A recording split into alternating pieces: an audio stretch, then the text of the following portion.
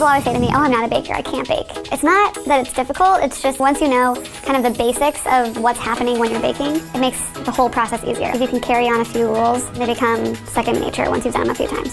Here's a few starter rules to get you going and give you a little bit more confidence when you're in the kitchen. First, read the recipe through. I cannot express this enough. You just kind of want to know what you're getting yourself into when you're baking, and it'll make baking a much more enjoyable experience. Baking is more about controlling the variables in a recipe. You know, baking is all about ratios. Pound cake is going to be a little bit more on the dense side, whereas sponge cake has an entirely different ratio of fat, sugar, and flour. Baking's especially difficult because of the leaveners that are in there. The difference between baking soda and baking powder is that baking powder has baking soda in it, but it also has an acid that reacts to the baking soda and allows it to kind of bubble and rise. Baking soda needs acid and liquid in order to activate. And when it activates, it's going to bubble and give like a nice lift to anything that you're cooking. So the temperature of your ingredients is actually very important for baking. It may seem a little bit like roll your eyes, do they need to be room temperature? If you do have cold eggs that are straight out of the fridge, you forgot to take them out, no big deal. It only takes a few minutes for eggs to come to room temperature if they're submerged in water. Also, when you're cracking eggs, you should crack them on a flat surface, not on the side of a bowl or anything sharp. More often than not, this will ensure that less chow will get into your eggs. Butter is the most notorious baking ingredient that's really annoying if you forgot to bring it to room temperature. You can actually heat a glass bowl in a microwave and then turn that over on the butter, and that'll kind of slowly bring the temperature of the butter up. You still want to have like a good amount of structure. It'll be nice and smooth. I mean, everyone knows what it's like to get some nice room temperature butter on a knife, put that on some toast, like my God, it's amazing.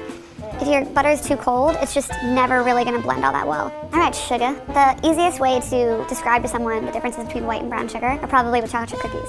If you're using a lot of white sugar, the cookies will actually spread a lot more and become really crunchy. Whereas if you want kind of a chewier, thicker cookie, brown sugar is the way to go. It's got molasses in it, has a nice flavor. So that's an easy way to kind of tell the difference between white sugar and brown sugar.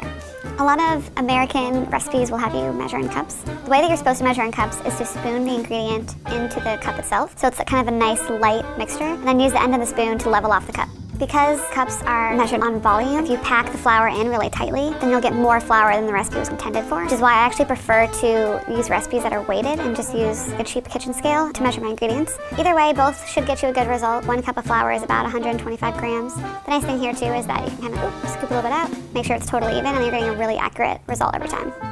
The next thing you want to do before you start baking is to prep your tin.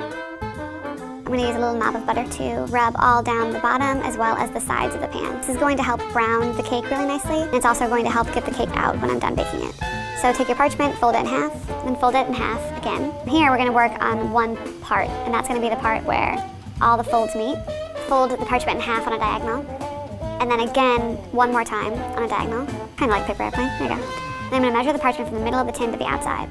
And when I unfold it, and it's going to be a perfect circle that's going to perfectly fit in my tin. The butter that I put in there before will help the parchment stick to the pan. And then I'm going to use the rest of that butter to rub on the parchment just to ensure that, 1, I'm getting good color on the bottom of my cake, and 2, that the parchment will come off easily when I'm done baking. Voila! And I'm going to use a butter knife to go around and release the sides from the cake. Again, you want to use a butter knife, not something sharp, just so that we're not cutting into our tin. The best thing to do is actually go from side to side and kind of shake it like that. And then because of the way that we prepped our tin, the parchment should come right off, no problem.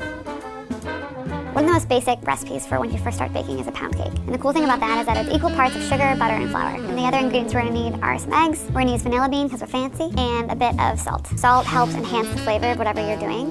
It helps sharpen sweetness, if you will. Alright, so first things first, we're going to cream the sugar and the butter together. Now, when people are baking for the first time and they say creaming the sugar and butter, they tend to just stop midway through. But you actually want to do this pretty thoroughly.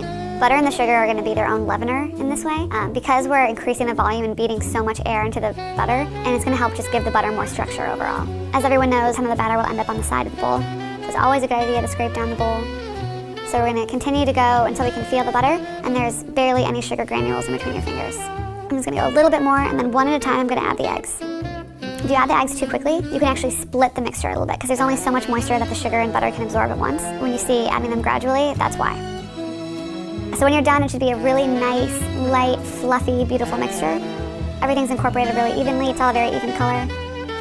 Another thing you see a lot in recipes is sifting of dry ingredients. The reason why you want to do this is it helps evenly incorporate the dry ingredients into the wet ingredients, and it also ensures that if there's any kind of weird bits or large clumps, that it kind of takes care of those for you. Flour that's in so many of our baked goods and other things has gluten in it. So that's another reason to sift. In cakes, we want them to be really nice and light. So when you're folding in or you're mixing in the flour, it's going to be incorporated into the batter much quicker without developing too much gluten. Therefore, having a nicer, more tender crumb.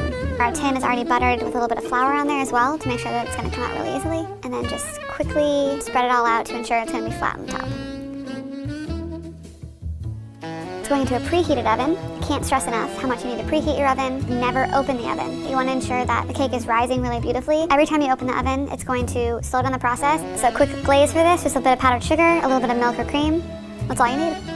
Powdered sugar needs a remarkably small amount of liquid in order to become an icing. For decorating, we can just do a few strips of parchment here to lay under the cake. Flip it over. And then you just pour that icing over your cake, and here are some sexy shots for you to look at, because nothing is prettier than sugar. That is so pretty. The pound cake doesn't have any chemical leaveners in it, so it's not going to be as airy as something like a sponge cake, but it's still really buttery and delicious. Oh, it's so good. Now on to something like brownies. Our tried and true tasty recipe uses melted butter for this one. The melted butter and the sugar is going to be combined. It's not going to be light and fluffy like it was for the cake. We're just kind of combining the sugar and butter at this point. We're going to add an egg, another egg. So you're just going to kind of beat until it changes color like this. It's a little bit lighter, more of a batter. And then you're going to add that melted chocolate. You don't have to temper this mixture because we have so much sugar and butter in there. You're not as concerned about the hot chocolate and scrambling the eggs.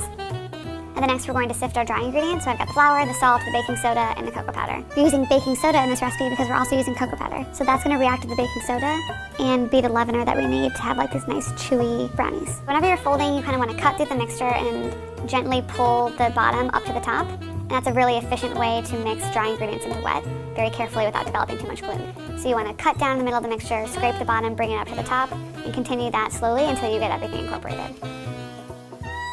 Brownies are like really nice and scrumptious, but because they have that baking soda that is reacting to the acid, you don't want to let this sit out for too long. So you want to quickly get it into your dish, put a few chocolate chunks on top if you like, and then get this in the oven right away. And it's going to slightly rise and give you nice gooey brownies. And let's face it, it's delicious. Freshman year of baking, what you need to get through your first few recipes, starting with something easy like a pound cake or brownies, will build your confidence and let you take on something crazy. It's like good techniques and fundamentals that you can carry with you in pretty much any baking recipe that you encounter. If there's something that you struggle with in the kitchen, we'd love to do more tutorials on these. Tell us what you want to learn more of. Something to do with science just comes out a lot easier. Maybe physics. Maybe it has to do with physics.